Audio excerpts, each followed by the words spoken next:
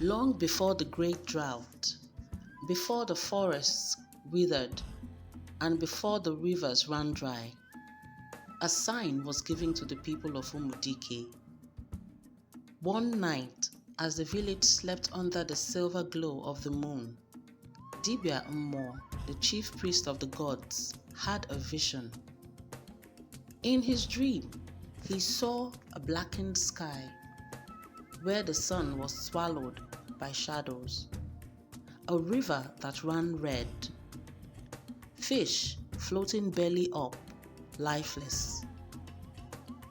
The earth cracked open, and from within it, a single hand emerged. It was thin, grasping, and desperate. A voice, deep and unyielding as thunder, rumbled through the vision. The sluggard shall eat what is not hers, and the land shall suffer. Dibia Mmo woke up in fear. He immediately understood the message. Someone in Umudike, out of greed and laziness, would defile the sacred ways, and in doing so would bring ruin to the whole village.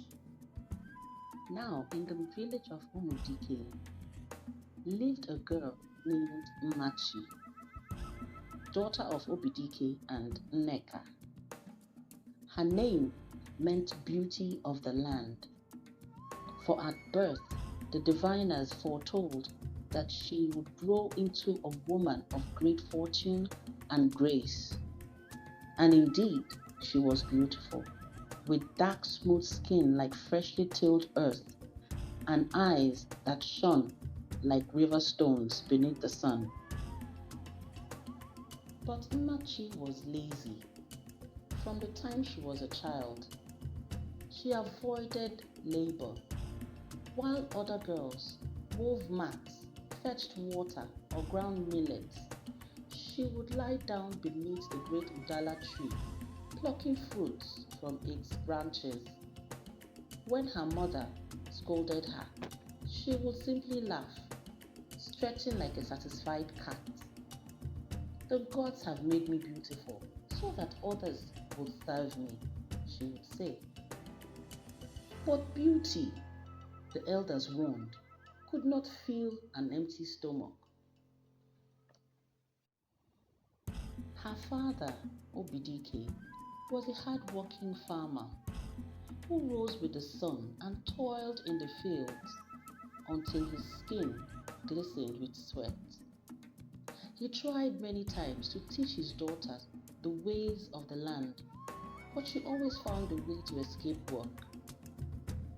One day, in frustration, he told her, "The gods reward those who labor. If you do not learn, you will one day beg for food." But Mmachi only laughed.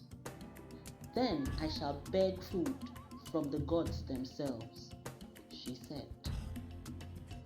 And so, the years passed, and her laziness only grew. The villagers shook their heads whenever her name was mentioned. One day, the gods will teach her a lesson, they said. They did not know how soon that lesson would come. One fateful year, the skies betrayed the land. The rains did not come. The rivers began to shrink. The soil cracked. The crops withered in the fields. The cattle died, their bones bleaching under the cruel sun. Umudike was in trouble. The elders consulted Dibia Mmo, who threw his sacred cowries to the ground and listened to the whispers of the spirits. "The gods are not pleased," he said. "They demand an offering.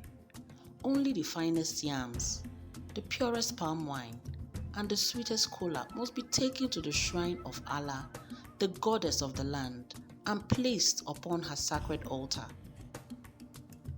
But the journey to the shrine was long and dangerous, deep within the forest of Animmo. the land of the spirits. Only the pure of heart and diligent in labor can safely pass through.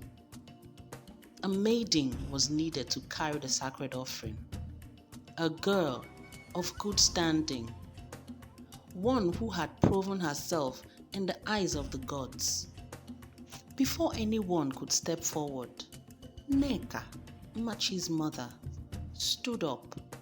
"Let my daughter Mmachi take the offering," she declared.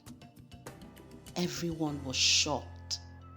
"Mmachi," the villagers whispered among themselves, "the lazy girl? Surely she cannot be trusted with the sacred task." But her mother stood firm. "This is her chance to prove herself. Let her go." The chief priest studied Mmachi. "The gods shall test her." And so, Mmachi, though reluctant, was given the sacred basket, heavy with yams, wine and kola nuts, and sent on her way. The journey was not easy. The path wound through thick forests, where the air was heavy with the scent of wet earth, and unseen eyes watched from the shadows. At first, Mmachi moved quickly, but soon the sun grew hot, and her arms ached from carrying the heavy basket. Sweat dripped from her brows. Her stomach growled, and then the scent hit her: roasted yam. Sweet, steaming, freshly roasted yam. It came from the very basket she carried. Temptation whispered in her ear. A small bite. Just a small bite. The gods would not miss it. She hesitated. Then she gave in. Mmachi plucked a single piece of roasted yam and placed it in her mouth. It was warm, soft, and delicious. One bite became two, and two became three. Before she knew it, she had eaten nearly half of the offering meant for the gods. Satisfied, she wiped her hands on her wrapper and continued. But as she walked, the forest began to change. The trees whispered, the shadows deepened, the ground shook. A voice, deep, rumbling like thunder from within the earth. "Who dares steal from the gods?" Mmachi froze. The basket became heavier. Her legs weakened. Then a bolt of lightning struck the path ahead. From the blinding light emerged a towering figure, Amadioha, the god of thunder. His eyes burned like fire. His voice shook the air like an earthquake. "You were sent to bring offerings, but you have fed yourself instead." Mmachi fell to her knees, trembling. I was hungry, Great One." "The gods do not listen to excuses." Then the sky roared, the earth cracked, the wind howled. And before Mmachi could scream, she was lifted by an unseen force and thrown into the river. Back in the village, the people saw the skies darken further. The drought worsened, the famine deepened, and the elders understood. Mmachi had failed. For weeks, the villagers searched for her, but she was never found. Some say she was turned into a river spirit, cursed to wander the waters forever. Others say the forest swallowed her as a punishment for her greed.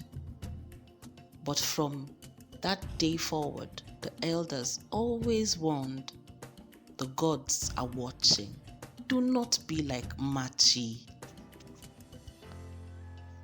This story teaches that laziness can lead to destruction. So work hard, be Be diligent in anything you find yourself doing. Those who refuse to walk may face dire consequences. Hey lovelies, thank you so much for watching. Please like, share, subscribe, and tell me what you think about the story in the comment section. Thank you.